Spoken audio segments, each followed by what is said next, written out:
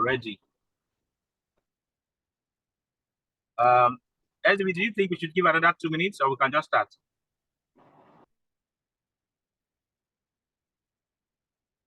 So I think we can just start by 10 minutes past Everyone. 7. That's fine, yeah.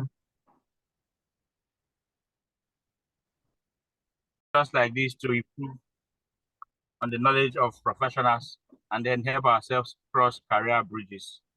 So I have the singular privilege to welcome everyone and thank you for joining us. Today's session promises to be very exciting. It is something that, you know, all of us must partake of as part of our development, okay, as career people. So appraisals must be done, and so we need to understand how to ace it, how to be the best at it, preparing for it, and all of that.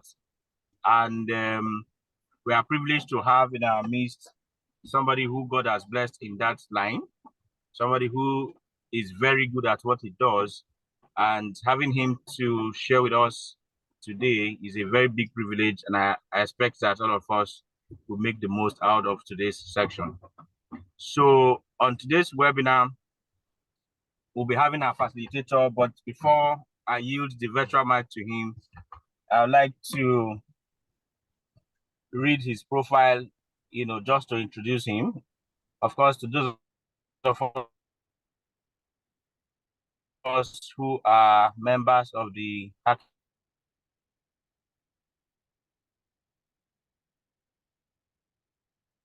Performance Africa Network, he's not, you know, who he is. And then, ladies and gentlemen, permit me to share my screen, and then I'll be reading the profile of Seun Damilare-Victor, who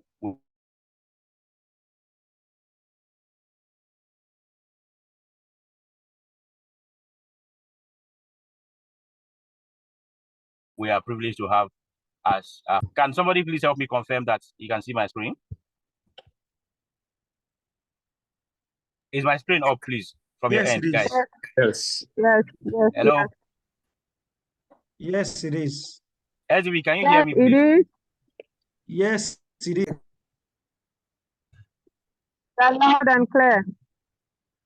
Fantastic. Thank you very much. All right. So, Seun Damilare-Victor is a global HR professional, HR leader, talent management expert, and a seasoned facilitator. He is the executive director and lead consultant at Knowledge Bay Consulting Limited, and is also the founder of the HPAN Performance Africa Network, HPAN. SDV, as I like to call him for short, is a natural teacher who is so much passionate about transferring knowledge. He is a husband of one wife, a father of 3 lovely children, and a lover of God. Ladies and gentlemen, without wasting more of our time, I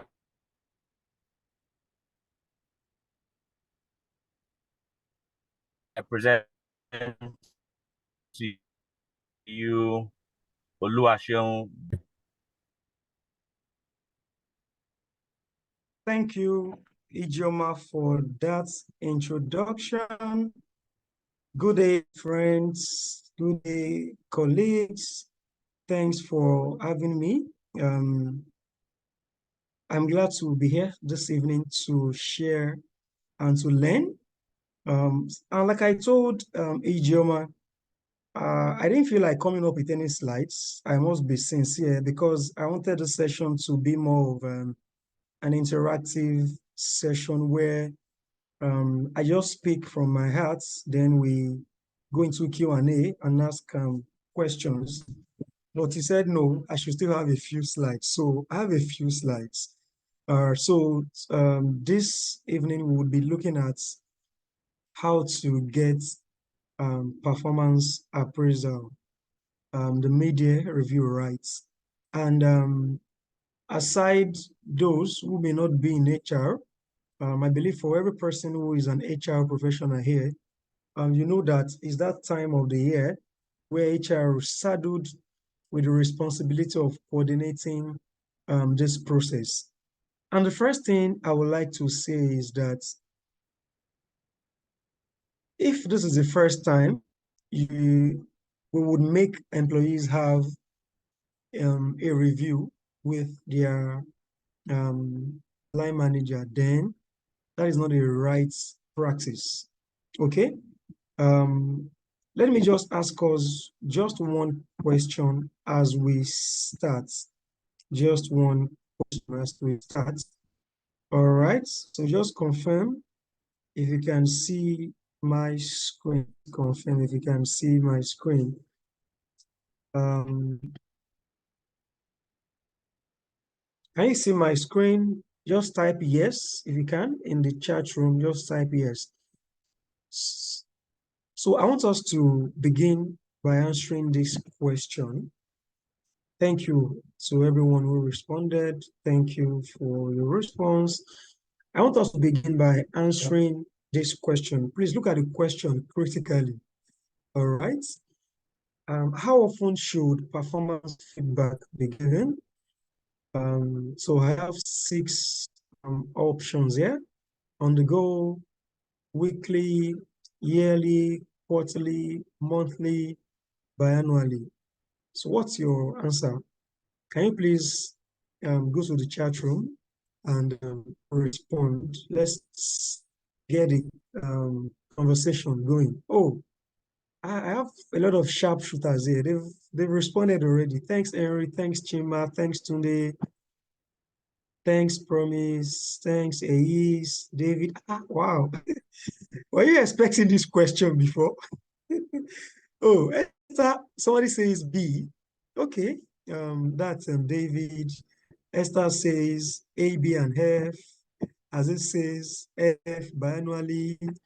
Juliet Ijeoma says on the go. Jesse Nwagwe says C and F. Interesting. Interesting.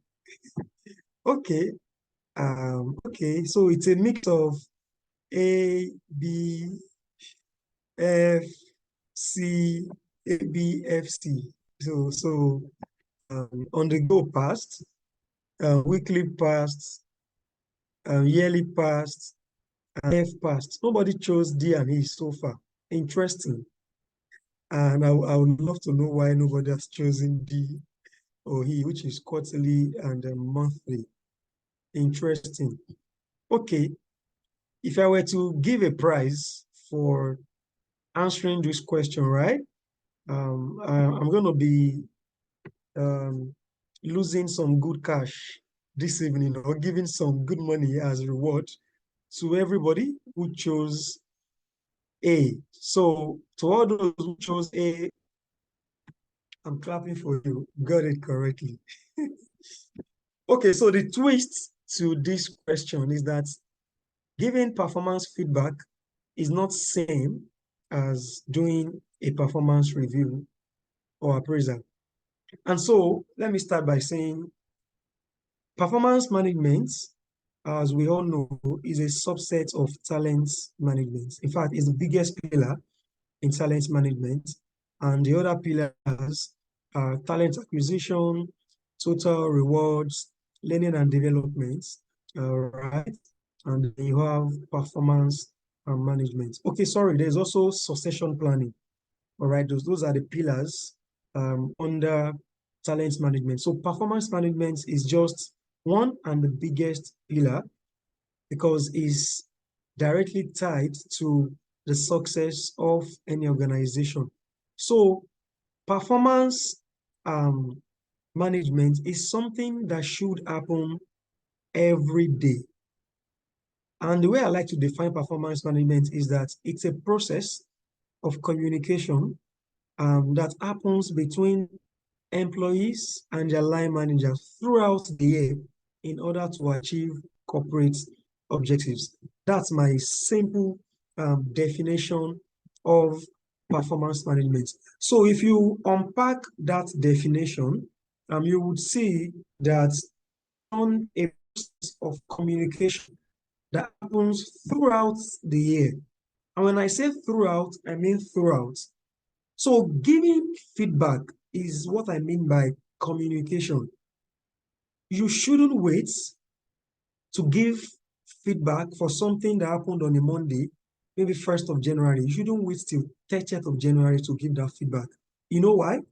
If you wait, not giving that feedback would have reinforced that behavior or that action, and the person who did that thing, who acted in the way that is tantamount to productivity, may think is right. And by doing that, something suffers. Either you lose productivity, that behavior impacts another employee, which erodes the culture, or that's all of that can affect productivity for the entire business and may even impact our reputation or even profitability. And that can even have a dire consequence on our sustainability as an organization. So in managing employees' performance, giving feedback on the go is one of the most important ingredients. And this is where most line managers or even HR, we do not guide the business properly, right?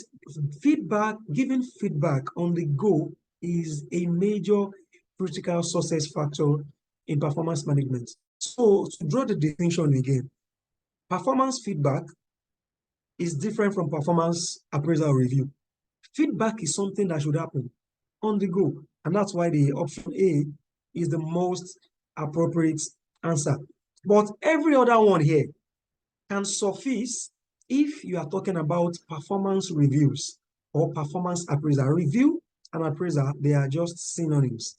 So for instance, in the organization that I work today, right, we review performance on a weekly basis. You could call it informally, but I say it's formal because we are looking at our dashboard and you're seeing your HR KPIs, your KRAs, your KPIs, you're looking at your OKRs, and you are giving a report of how far you had gone. So it means that every week, right, we are drawing closer to achieving the objective as an individual. And once we do that collective review in our HR meeting, we are drawing closer to measuring the progress of the HR department in helping the business achieve results through our people. It's as simple as that. So this is a culture or a practice that, if possible, every organization should, I said if possible, every organization should embrace. Reviewing performance, if possible, weekly or monthly. If weekly is too cumbersome, if, for instance, your PMS is not automated, for instance, then you can do monthly, right? If you have dashboards, Power BIs, you have a system, right, that helps you log in or upload your achievements, and it flows to your line manager. All right. And if you have this kind of system, it even means that when you're even doing this media review we're talking about, right, it's not cumbersome. It makes it easier. You have seen the results of January to May already. Then you are just reviewing June and now having an holistic view of performance for H1, which is half year, January to June. So performance feedback should be on the go, while performance appraisal or performance review can either be weekly, can either be quarterly, biannually. But performance review, I recommend, and I'm against this, that any organization should wait for 12 calendar months before you review the performance of employees. In fact, if there is an organization that waits, in fact, even for 6 months, that wait for a whole of 6 months, 12 months to now review performance of either employees or a department, I would say that that performance management system has a lot to improve on. All right. And that's how I want to kickstart today's conversation. Okay. So let's move on. My next question to you is, what is your halftime score? And I know we have football lovers in the house. Some persons will already be claiming those t-shirts if some those clubs, right? But this is just to depict a football match, right? That has, 90 minutes, and the first 45 minutes is gone. And for those who are football lovers here, you can imagine a UEFA Champions League final match or Europa or like, and your best against another team in this final match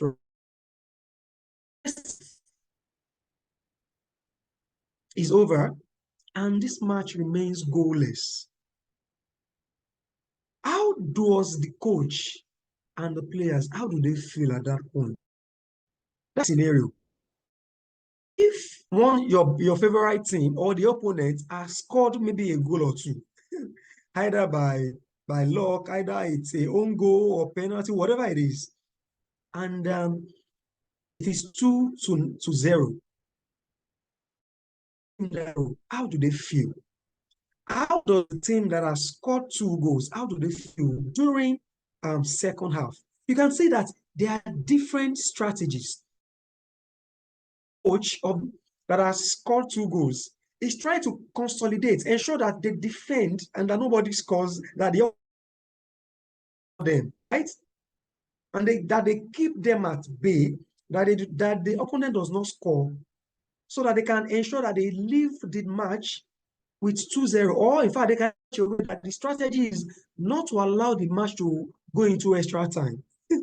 That's because the team has 2 goals. What about the team that has 0 goals? What would they do? The strategy would be, we need to score, not just 1 goal, 2 goals, and then see if we can keep their strikers at bay, keep them out of box 18. We do not concede a penalty. We do not allow them scores in such that they would even go 3-2.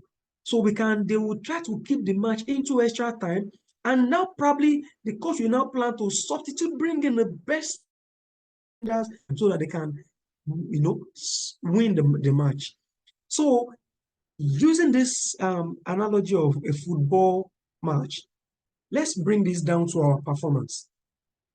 Do you already know where you are this half year? So if the performance routine for your organization is on a scale of 1 to 5, and 1 being the highest, where are you after the 6 months? Where are you January to June? Would you say you are sure of scoring above the minimum threshold? I don't know what it is in your organization, but in my organization, you must score a minimum of 60% across your functional and behavioral goals. For it, you are not underperforming.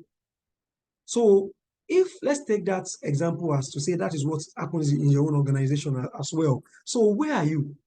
Are you below expectation or above expectation?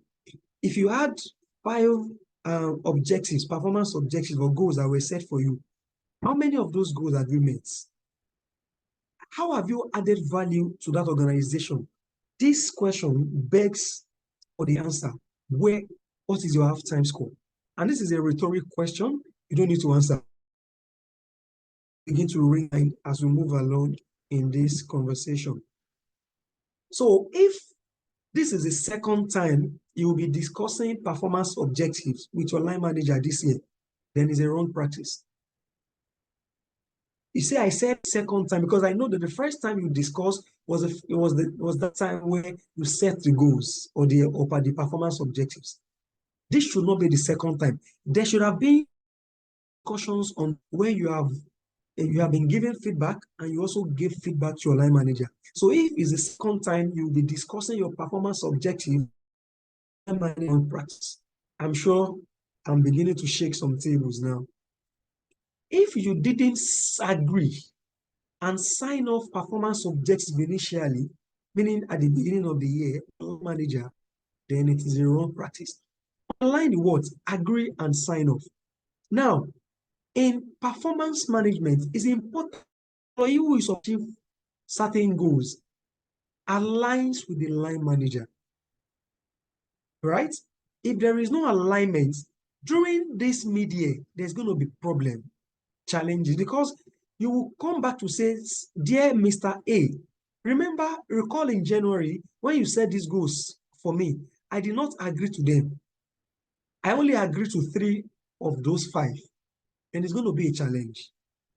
Okay, even if your line manager says, oh, but you agreed, then your next question is, sir, there is no sign off, there is no documentation. So again, if you even agreed goals and it was not documented, it was verbally or it was an assumption, then I would say that that kind of performance management system has a lot to improve on.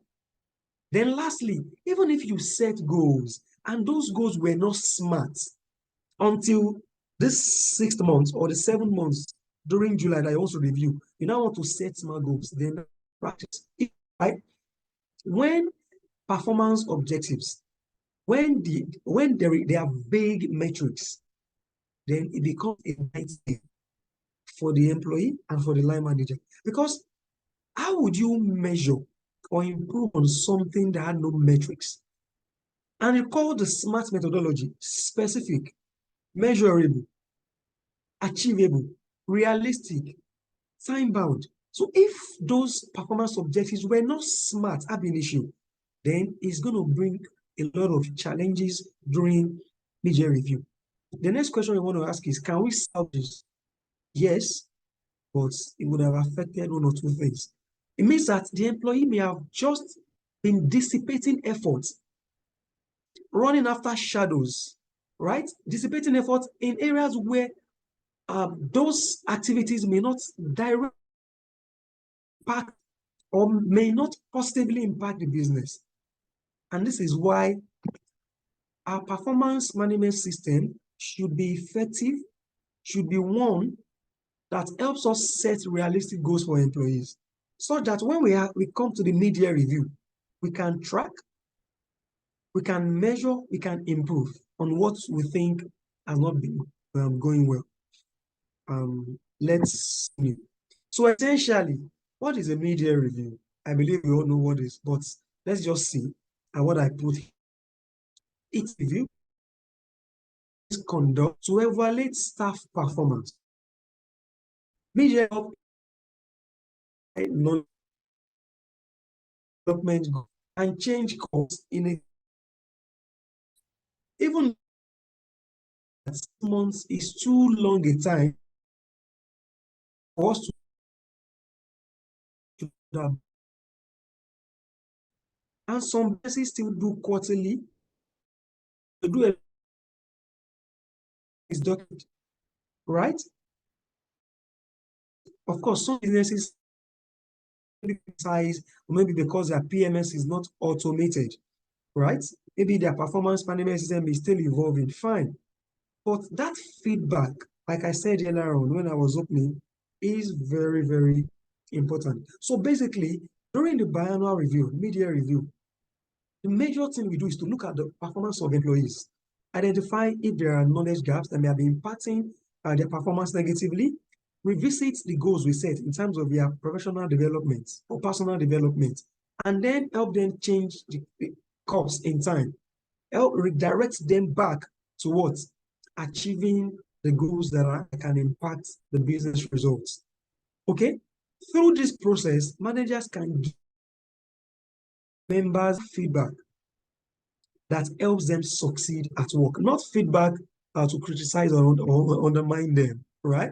Not feedback to get back at them, but feedback that are constructive, that can help them improve on their job. So some companies may decide to keep mid-year reviews for informal and relaxed. Some will say, they call it checking. They say it's just a checking, and we are not really documenting, right? While some businesses, they can document.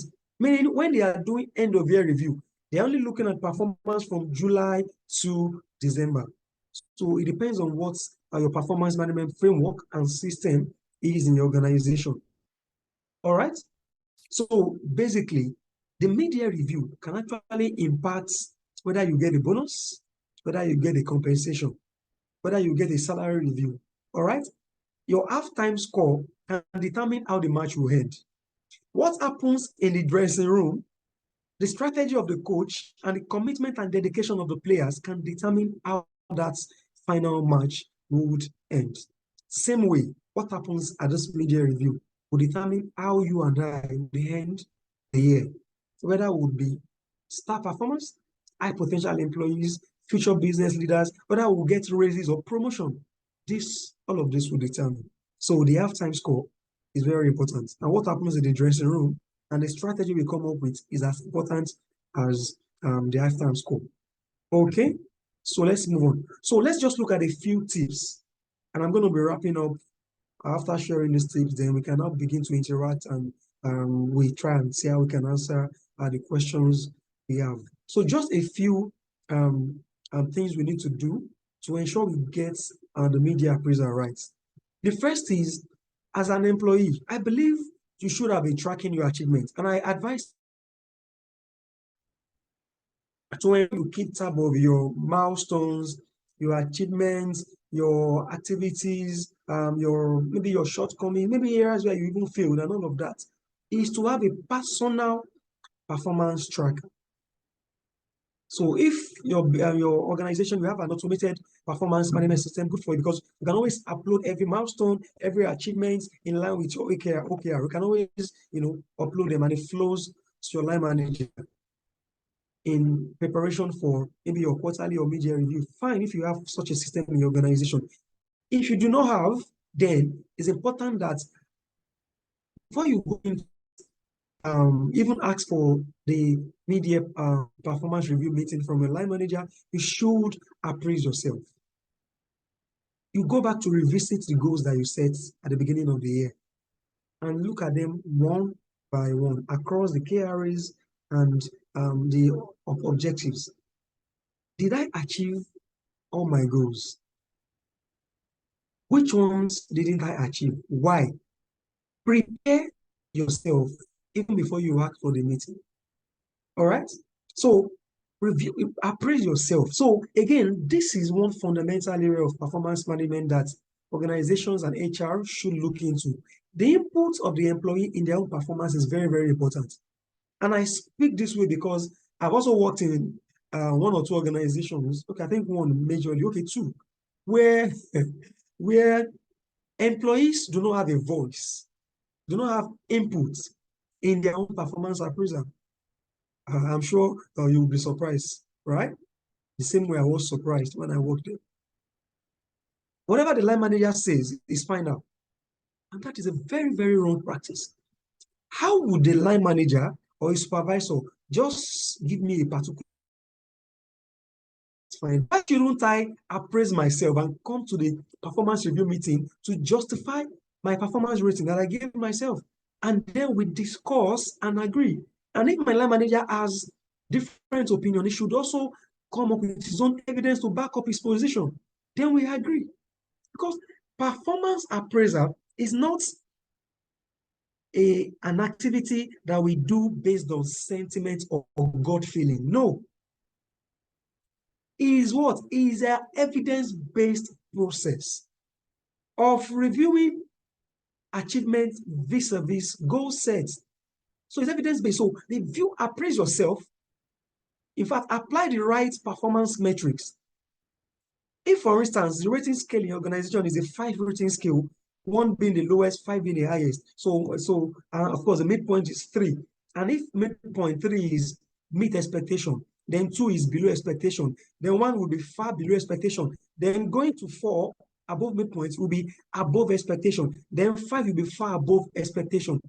You need to understand critically for your own self what each of the descriptors of this rating, what it means.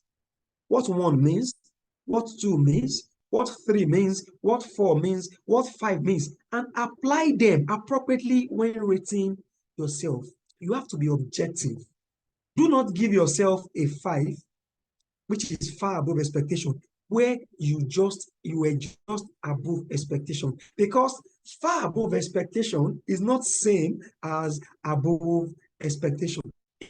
Let me explain it further to say, when you say meet expectation, that means the employee achieved that goal or objective 100%. Because some people, from my experience as a consultant and training so many organizations on this compliance management, performance management, and all of that, I have seen line managers and even employees rate themselves a 5 because they met expectations and they felt they did a little extra. What am I trying to say? You need to go back to the performance management policy of the organization to look at what the performance rating scale is and what the descriptors are. And that's step 1. Appraise yourself using the tool my organization has provided, either it's online or offline. Then the next thing is ask for a meeting and prepare for the meeting. Now, you need to go into that meeting with your evidences of performance to justify. So if at the end of the day, January to June, you have rated yourself and you think that taking 100%, you have done about 70%. You need to be able to defend this 70. It's like somebody who is going for a project defense. You need to be able to defend this. Now, in that review, you need to be open to feedback. Don't go there with a defensive mindset. Don't go there to argue. Don't go there to be aggressive. Go there with humility. Even if your line manager, you are older than your line manager. Even if you feel that you know so much than him, even if you feel that you are more skilled or you have more competencies than that man or woman, please go there humbly to listen and take feedback. In fact, go there with an open mind. Listening and taking feedback does not mean you agree to everything, because you also have your evidences to justify and juxtapose your position, your performance rate. Listening only means you are giving honor to whom honor is due, and that you are showing that you have a high level of emotional intelligence. Because even if your line manager is saying things that are not right, don't need to interrupt him or her. Because that meeting needs to be a very matured, constructive meeting. Listen to him or her. Let him or her finish speaking. Then you make your point. And when making your point, even though you disagree, you need to be assertive. You don't need to disrespect him or her, even trying to make your point. So assertiveness there means making your points, right, without disrespecting. Even though you may be angry, you may not be happy about the things your line manager have said, you need to speak to yourself. You need to regulate that emotion of anger or whatever it is and speak as a professional. So keep it professional. So be open to feedback, listen. All right. And it's also important that while your line manager is speaking, you also note down all the feedback. Now, when I say note down all the feedback, it doesn't mean that all the feedback may be right. But when you leave that meeting, you would go back to all the feedback and be sure of the ones you really want to work on. Okay? Please confirm we are still together. I need to be sure that we are together, because I'm seeing something saying my network is not stable. Are we still together? Are you following me? Just type yes in the chat room. Okay. Oh, okay. Thank you. Thank you so much. I needed to be sure. All right. So, in continuation, in the performance review meeting for the media, it is not a time where one person is just the only one speaking. It's a two-way communication. So, the same way your line manager will give you feedback, you would listen, you would note them down. Same way, you should also give feedback to your line manager. And because we have been taught that managing our boss would also determine our success in every organization we work, you need to apply tact and emotional intelligence in giving feedback. And those feedback must be constructive. And how do you do that? You use a sandwich approach, because the truth is, because we are social beings, your line manager can't be an angel, may not be perfect. It is not impossible for him or her to have done certain things that you are not happy with. So if you had not been able to give that feedback from January to May ending, then or to June ending, then during that mid-year review, you should be able to give feedback respectfully, constructively, with humility, not using condescending words, not abusing or being offensive. And that's why as leaders, as professionals, this emotional intelligence skill or competencies is very, very key. So the sandwich approach means you say something very good, you compliment your line manager, right? And then try to give feedback. Now, in giving that feedback, you don't point fingers at him or her. Ah, dear sir, why are you always shouting? No, that is too confrontational. You say, there's a way you can do this in using sandwich approach. After giving very good compliments, oh, dear Femi, I must say I'm so happy to have you as my line manager. Thanks for your support since the beginning of the year till now.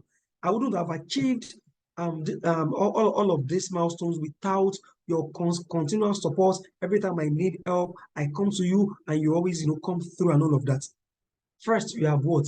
That is the sandwich. You have first laid a foundation to water the ground, to make him listen more, to put him in a good frame of mind, right?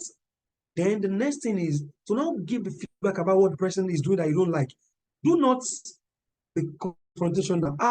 Oga, I'm not happy with you. You always shout. No. What do? You say, Femi, there is something I would like to say. Are you sure you are ready to hear this? I will say yes. Then you say, there's a way I feel, when you do certain things. Then the next thing you say is, what things is that?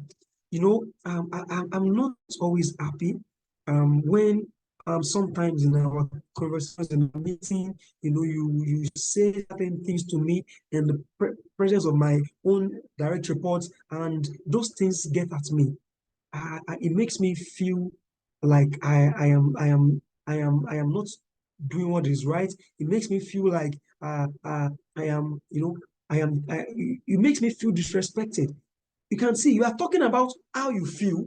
You are not attacking him or her to say, why did you shout at me? Why did you do this? Then after saying that, this is how I feel. I just thought to let you know because I don't want how I feel. I don't want to bottle this up. And by bottling this up, it may affect our relationship. And I don't want this to affect either our relationship or our productivity as a unit or a department. But despite all of this, Femi, I must still say that you have so many good sides to you. I've learned from you how to be a good listener. I've learned from you, you say some other things, other good things about him, then you close. And that is a sandwich approach to gain constructive feedback to your line manager during the mid-year review. What other thing you do during mid-year? You have to now set new goals. Recall, I use the analogy of the football match.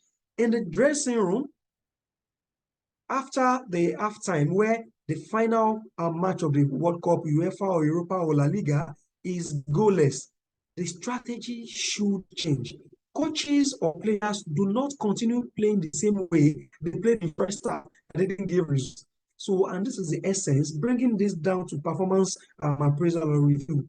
Then you have to set new goals, meaning changing strategy. What should I now do from July to December that will get closer to achieving all my KPIs and, of course, adding value to our department and ultimately to the business? You set new goals. In fact, if your KPIs or your performance objectives were not smart, ab initio, it's time to make them smart. If there are certain resources that were needed between January and June that was not provided, and that's the reason why you have not been able to even progress or even commence achieving a particular performance objective. You can even remove that particular objective. If there were 6, you can remove that one and you have 5 left. So you can calibrate the goals you have set at the mid-year review to ensure that whatever goals we are carrying from July to December are smart, specific, measurable, realistic, achievable, and of course, we can achieve them within the remaining 6 months of the year. Then you have, for every goal you set, you must agree timeline, not just timeline, resources needed. Then it's also time to review your what? Your developmental goals, your PDP, your personal development plan. How far have I gone? In the beginning of the year, I said I was going to attend an emotional intelligence or advanced Excel training. I said I was going to attend a conference on strategic leadership or inspirational leadership. How far have I gone?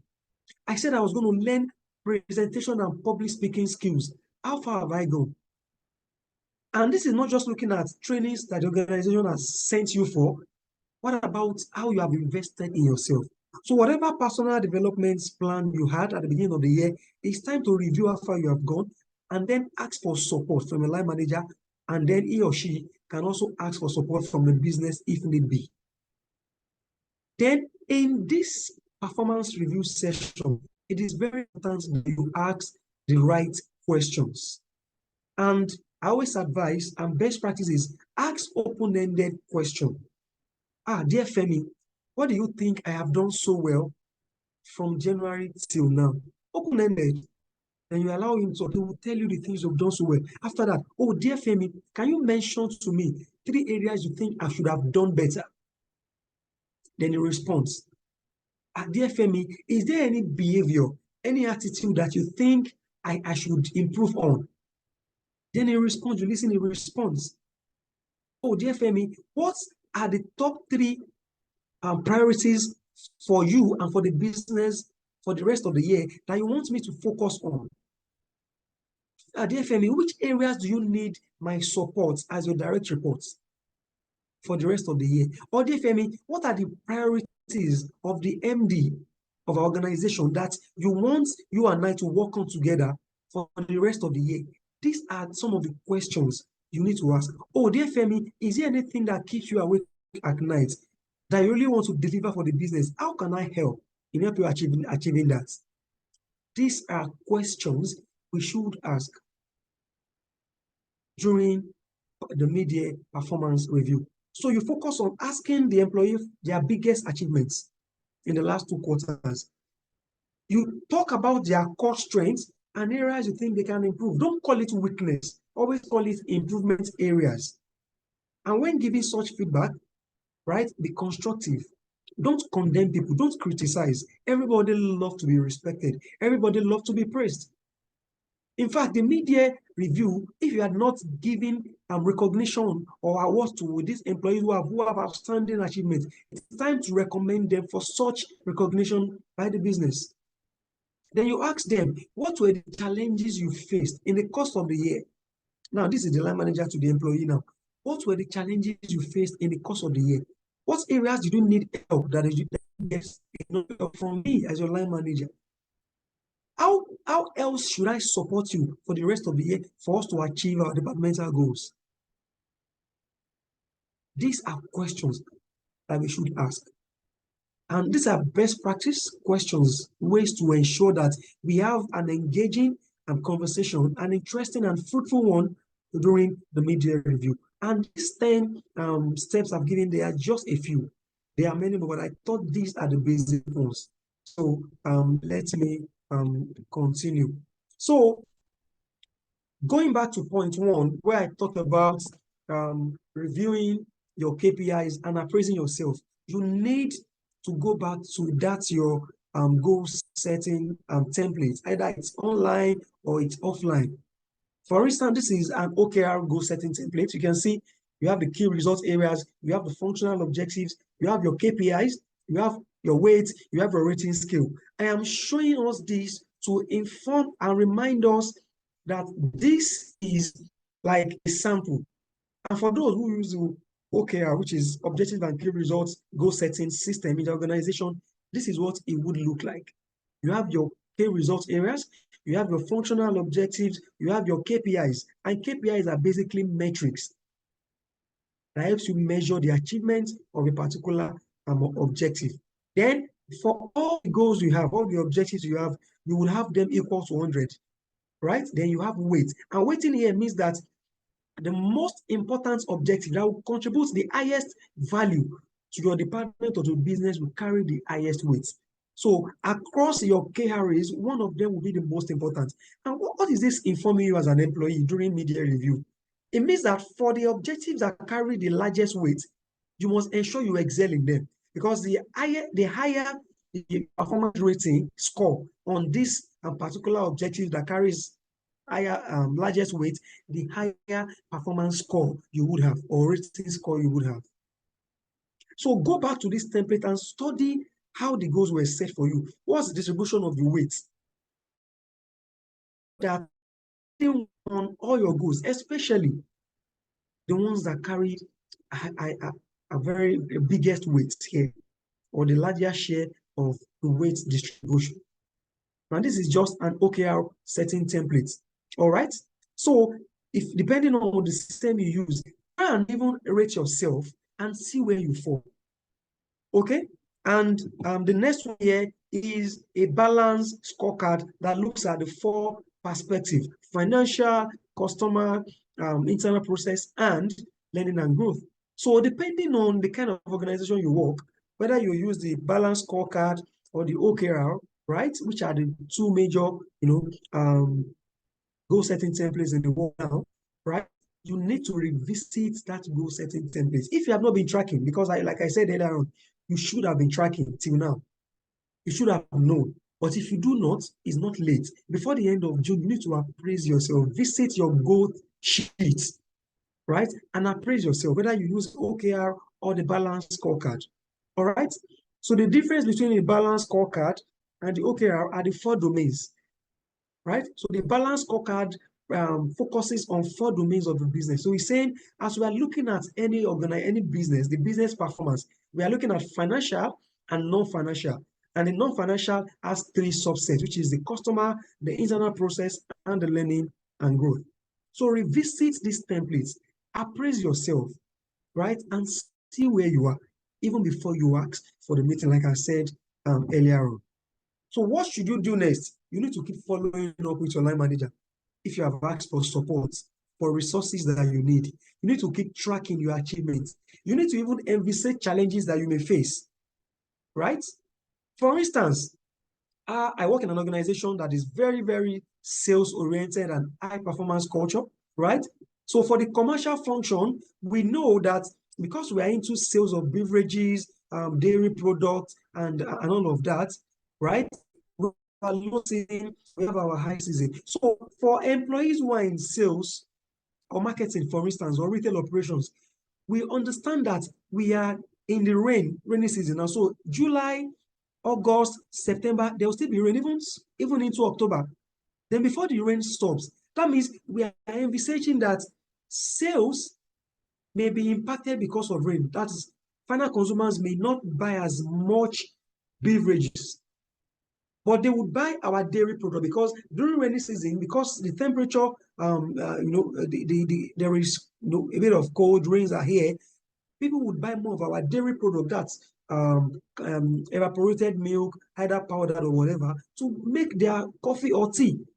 So as a salesperson, you need to envisage challenges you may face if your business has seasonalities. So even if you are in engineering, is the Forex, is it impacting your business?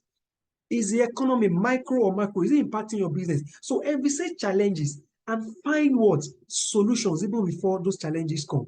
And as we said, in the dressing room, before the second half of the final match begins, is a time where the coaches and the players bring out all that they have in terms of skills, strategy, technical know-how, and all of that, substitution and all of that. Same way for you, you need to unleash your arsenal in this last half of the year to ensure that as an employee, you had sufficient value to the business, you achieve all your performance objectives, and you can come out or emerge as a top performer at the end of the year. And this has impact on you. In fact, with the way this economy is, I don't think there is anyone on this call who would not want to make more money. And how do you make more money? Now, if in quotes, that organization is a high performance culture organization, and it's a performance driven organization where they reward performance, then you can be sure that once you put in your best, you will get, and you put in your best and have a very good performance rating at the end of the year, you can be sure of getting a very good salary increment or promotion if there are vacancies. and even recognition, awards, commendation, and all of that, or even get incentives for businesses that have incentives and all of that. So it is a time to unleash your arsenal. Okay?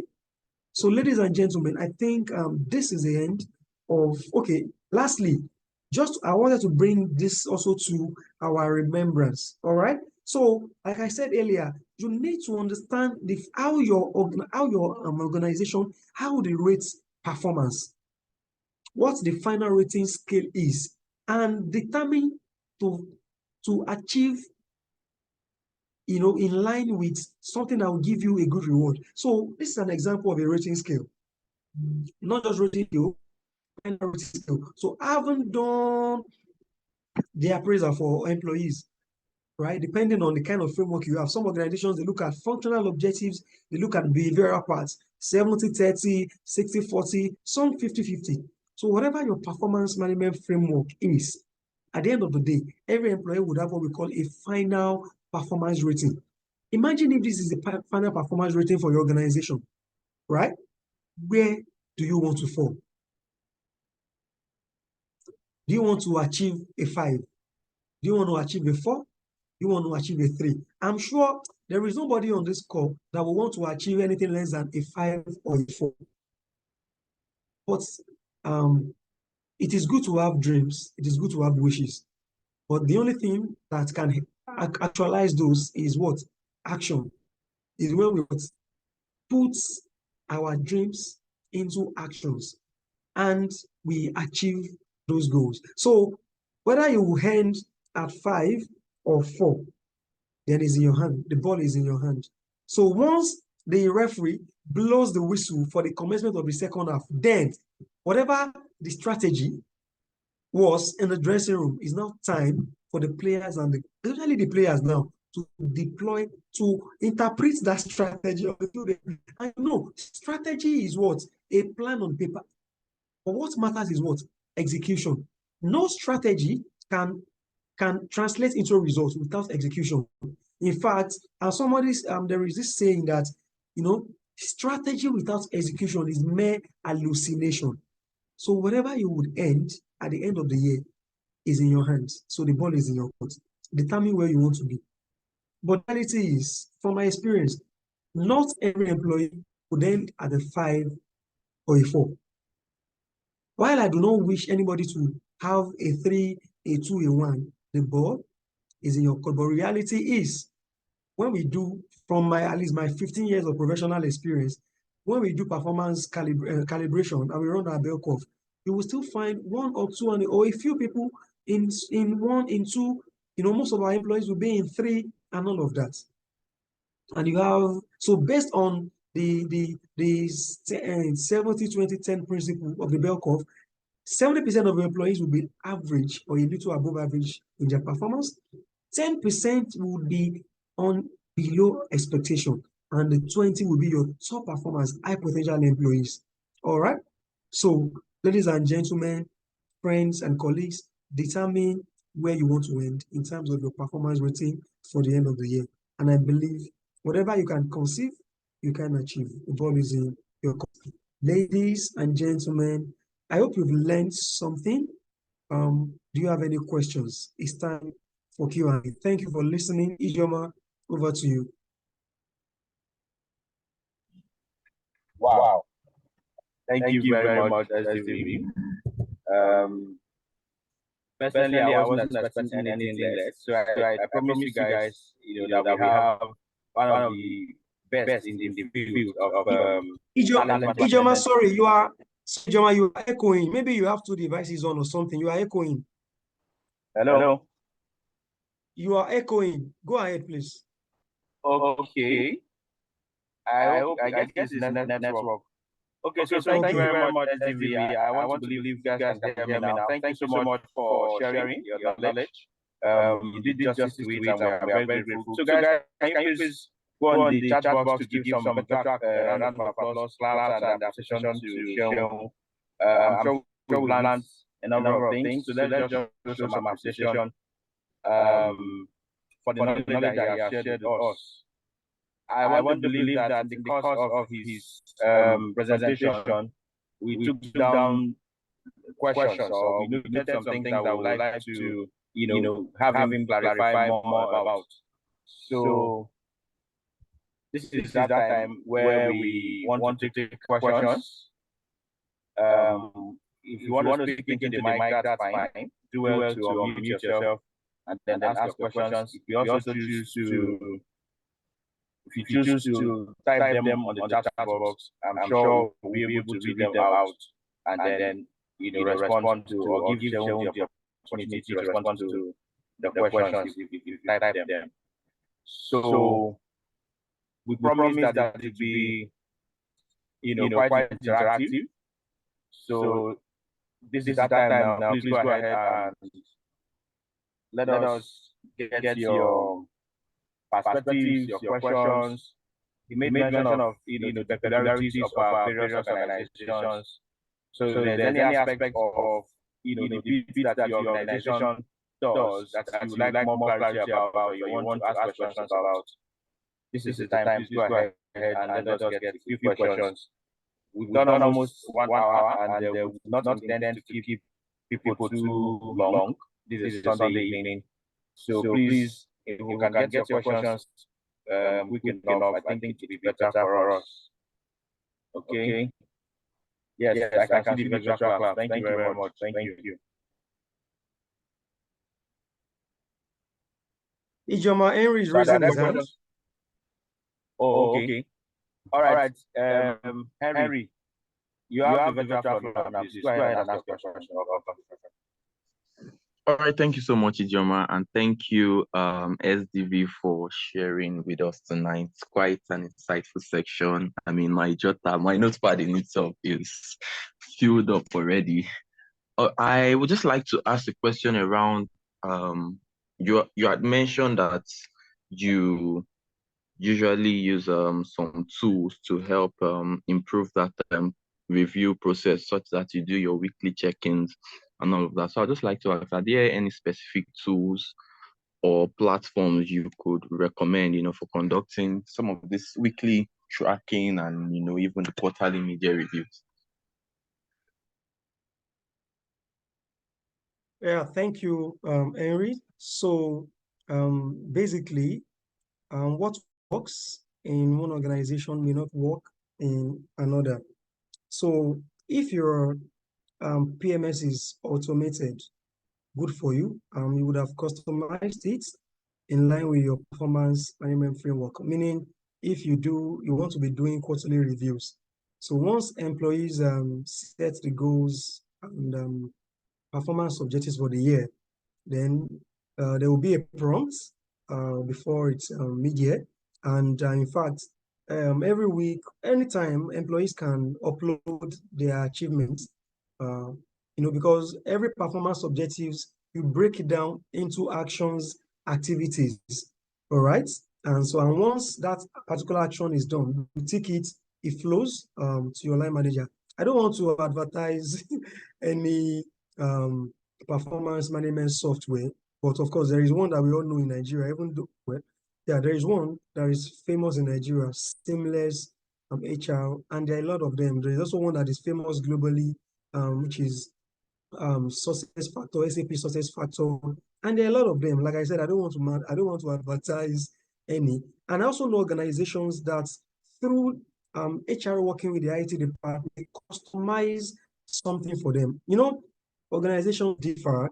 Like Ijeoma said, we have peculiarities. So based on your own peculiar needs, you can work with your IT. There are some gurus in IT who are very good with Power BI and all of that, and they make dashboards for different functions of the department, and you can use this dashboard to measure and manage a performance. So I've just tried to give you a clue, so you can either buy or make yours based on your peculiarities. And of course, I've mentioned two already: Seamless HR, SAP Success Factor. So there are a lot of them. I don't want to mention more names, so it doesn't look like I'm advertising. So, but what is important is whatever your performance management framework is, right, is what determines how you customize your performance management tool that I want to use. Okay, so it's simply ensuring that that tool can allow employees track and upload their achievements. So line managers can track performance of his own unit or department, because all objectives, like I said, will be broken down into smaller bits and into actions and activities. So once that action is completed, there's a way you can mark it to show green, that's completed, that flows to a line manager. So line managers can run reports to see the performance of every employee in their department. So you can customize in-house, working with your IT department. You can buy and tell the vendor from to customize for you. All right. I hope that answers your question, Henry. Absolutely. Thank you so much, sir. All right. Thank you. All right. Thanks, SDV for addressing that. So I think I'd like to come up with this at this point. It's a question, and I'm sure it will also, benefit a lot of people. You had mentioned in your presentation how that there are things that are not too beautiful as far as performance management is concerned, which will not help to get measurement right. Okay, so I want you to throw more light on what one can do in circumstances where you cannot even trace any formal performance objective setting, right? Or okay, let me present it this way: whose responsibility is this? Is it rather, to ensure that at the start of the performance period or cycle, there is something in place on the basis of which somebody is measured, either at mid-year or year-end and all of that. So for people who perhaps cannot really lay hand on, okay, you have mentioned they must sign off something at the start of the period. So for those who, in quotes, are not lucky enough to enjoy those kind of formality, at this point now, of course, there has to be a review written either at mid-year or year-end. What is your best advice for people who are in that space? Okay, thank you, Ijeoma. I just hope I got your question right, because of the echo, the voice that is echoing. So you asked whose responsibility is it to ensure that employees have SMART goals? I just thought that's what you mean. And if they didn't have, how do we remedy that? So I would say it is the responsibility of their direct line managers with support from HR. I repeat, line managers have the responsibilities of setting goals for their own direct reports, but with the support of HR. And it's very simple. Once the year begins, right? The business leaders, the CEO, the board, and all functional heads, they will normally do what we call the strategic retreat to review last year's business performance, to see what went well, what didn't go well, what can we do better, and all of that. So after the output of such strategic planning retreats is always what? A corporate strategy or corporate objectives for the year, what we can call the strategic priorities of the business. And whatever they come up with forms the objectives of the CEO, who is the number one person in that business, because he's responsible to manage the entire business. So once the CEO has his goals, the CEO cascade down those goals to his own direct reports. So if you have the HR director, sales director, marketing director, supply chain director, safety and sustainability director, quality assurance director, all the directors reporting to the CEO, he will cascade the goals that the board of directors have given him, the CEO, cascade down to the first line. We call them N-1. The first line, who are the directors, or call them functional heads. Then, let's take maybe the marketing director as the head of a function or a department.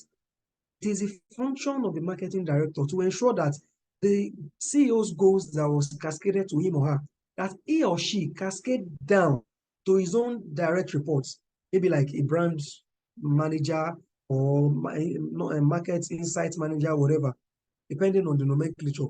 And that process goes on till everybody in that department have their SMART goals. In doing all of this, HR is coordinating that process, working with the department, ensuring that every goal set is aligned to the CEO's goal. Because at the end of the day, whatever anybody in the business is doing, their actions and inactions, their success or failure should impact the CEO. And that's what we call strategic alignment. And that is how our goals can be smart. So if the guys in the shop floor, the junior staff, or the factory workers, if their goals, their performance objectives or targets does not directly impact the success of the CEO, then you can say those goals are not smart or they are not strategically aligned. So to respond to your question, it is a job of the direct line managers of employees to set goals, but HR is coordinating that process because performance management, even though it's a business requirement, it is HR that manages that entire process. So HR is supporting them with the tools, playing an advisory role, guiding them in the right way to ensure that goal sets are strategically aligned and are smart. But if during the year, maybe there was no HR or HR didn't do his job, whatever, I don't know what could have caused that, but during mid-year, you can still retrace your steps. You can still ensure that those goals that were not smart are smart, such that it will be easy to track and measure your achievements from July till the end of the year, because whatever you can't measure, you can't improve. And whatever you don't improve, right, cannot give you results. All right? So I hope this answers your question, Ijeoma. Did I? Or does it?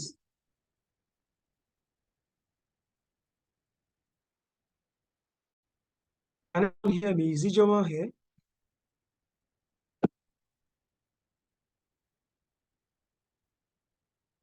Hello, can anyone hear me? Oh, Ijeoma dropped. Oh, sorry. Please, okay, you can hear me. Thank you, Femi. Oh, Femi Fatoki, wow. Thanks for joining, bro. Okay, thank you, David.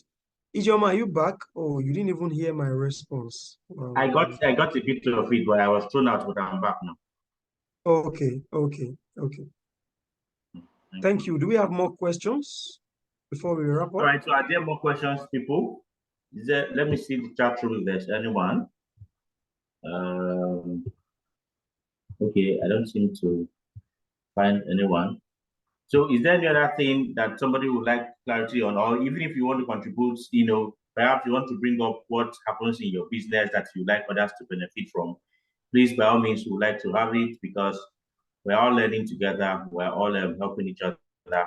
So please feel free to speak into the meeting if there are, any such things. Is Esther still on the call? I am actually expecting more questions than what we have had.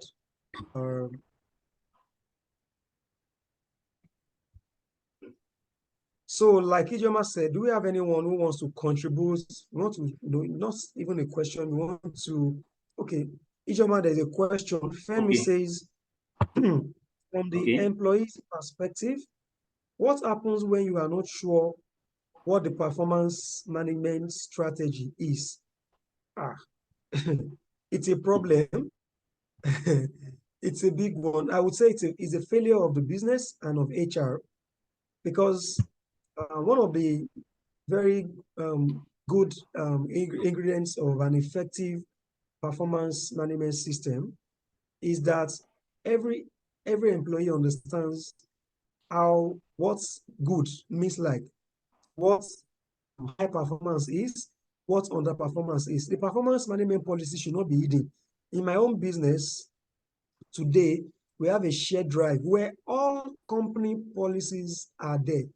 Any employee, even if you just joined today, you have access to our intranet. You can go there and read as many policies of the business as possible. So, like I said, it's a failure of the business and it's a failure of HR for not communicating. Even if you don't have a shared drive, you should train employees on the performance management policies. You should do refreshers, especially when you are close to maybe a quarterly, mid-year or end-of-year review, because people may have forgotten the process of performance appraisal. So you need to do refreshers. All right. So if employee do not know, then they need to ask questions. It's as simple as that. Once you don't know something, you don't know it, then you ask. So ask question, then you will get a response, and then you can know. This is what they call conscious, what was it? Conscious incompetence. I hope I'm right. When you don't know something and you know you don't know it, conscious incompetence. Then you ask to know. So ask HR, ask your HR, Oga, what was our performance management policy?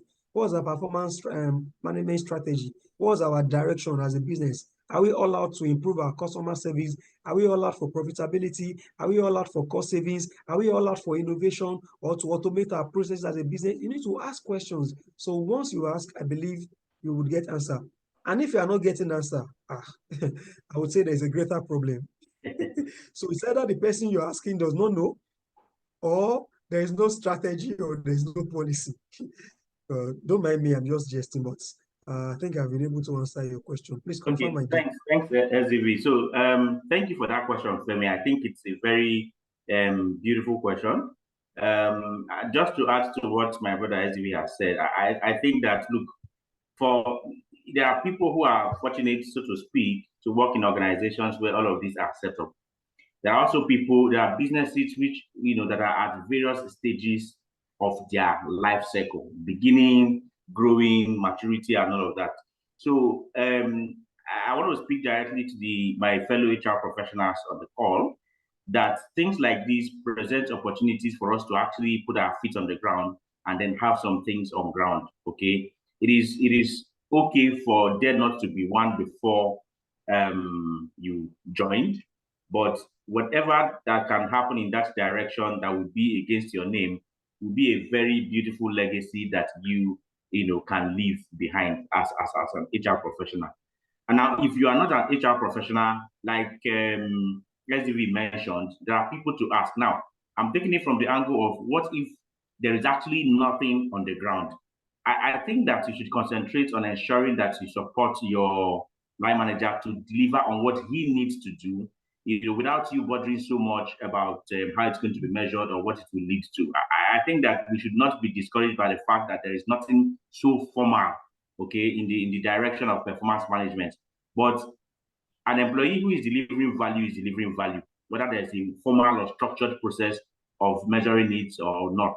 So ensure that you do not get distracted or get discouraged by the fact that you presently work in an organization where some of those things are not fully in place or they are not being implemented yet. Of course, start ensuring that you are somebody who they know that this guy is reliable, this guy is, whatever he says is what he's going to do. He can be trusted to deliver on results as expected. For instance, those in sales, without having anything formal, your numbers are your numbers, your targets are your targets. But those in different functions, no matter how rudimentary they are, there are means by which, whether you are adding value or not will be known. We have some very simplified processes of even confirmation evaluation. So you must be seen to be doing what you were employed to do. That on its own is a means by which your performance is being tracked, even if you do not have a very formal or structured framework, that the business recognizes or adopts generally. But ensure that you are not seen as somebody who they are doubting why they even employed you. So with that, you'll be able to, learn the ropes, and then who says tomorrow you cannot work in an environment or in an organization where some of these processes are very formalized and structured. So we are all at different stages of our career life. Wherever we are today, we hope that, tomorrow we get better, or we belong to organizations where, we are exposed to some of these things. I think that's my little addition to what SDV had shared earlier regarding your question, Femi. Awesome addition, Ijeoma. And to corroborate what you just said, maybe one or two persons on this call can relate to what I want to say. I joined an organization as country head of HR. This is an organization that you all know is a giant in its industry, right? And it's even a multinational. And when I joined, I was shocked to my bone marrow when I asked for performance management policy, last year's appraisal, just, for me to understand the business I'm joining. Even to job descriptions, I couldn't get anything meaningful. So just to corroborate what is your mouth, even the organizations that you see them as big as you cannot imagine that such organizations do not have, an effective or structured performance management. You wouldn't believe. So, like he said, so many organizations may look good on the outside, but they are still evolving internally.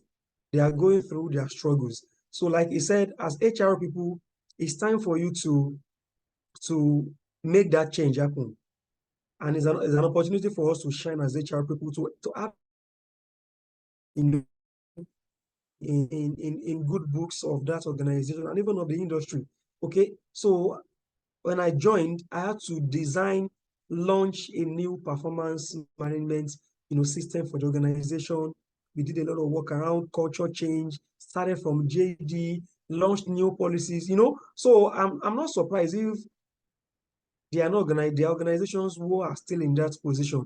And from my work that I do as a consultant, consulting for businesses on, talent management, performance inclusive, leadership and culture transformation, I've seen a lot. And I've come to realize that when they say, do not judge a book by its cover, truly that is an adage that has come to stay, because I see organizations that may be doing well, but when you get closer and you probably work with them as a consultant, you just discover that there is a lot that they are going through and they are still evolving, even though they look good on the outside. So thank you, Ijeoma, for that awesome addition. I don't know if there are more questions. If there are not, Ijeoma, let me hand over to you for us to wrap up. All right. Thank you so very much, SDV. I want to also believe that we may not be getting further questions. We've actually exceeded 1 hour on this call, and I want to believe that it was, worth every single minute that we spent. So give me 1 second to please talk about our network. Yes, we were over 20 at the beginning. I'm seeing some people have dropped, but for the 14 of us that are remaining, if you do not currently belong to the Hacking Performance Africa Network, HPAN, we want to let you know that you are very free to join us. Seun, the facilitator for tonight, is our founder. It's a group of people who have come together to support each other, and we do this by this kind of webinar that we had today. We have career clinics, we have different engagement, sessions, that we intend to use to build people's capability to be, because in the words of Seun, my friend, he says, people are not really the greatest resource of organizations. It's actually performing people. So that you belong in an organization does not really make you a talent or the human resource capability, but it's about how good you are doing what you are doing, and that is why this platform is here to support. So we encourage everyone who wants to join to please reach out to myself or Seun himself. Is Toby on this call, please? Toby, if you are here, can you please help drop the link to the WhatsApp group so that intending members can join, and then we'll continue the conversations on that platform. So it's on that note that I really want to appreciate all of you who have stayed up until this time. And of course, to our facilitator tonight, we appreciate and hope that sometime soon we'll be able to come up with another topic that will be, insightful and interesting to our people, to our friends, our colleagues who are members of our network. So thank you very much for joining us tonight. Have a very beautiful evening, night rest, and then enjoy the 2 days holidays that we have in this week. Thank you, everyone, and good night. Thank you, everyone. Thank you. Thank you, SDV. Hey, thank you, Baba. I greet you.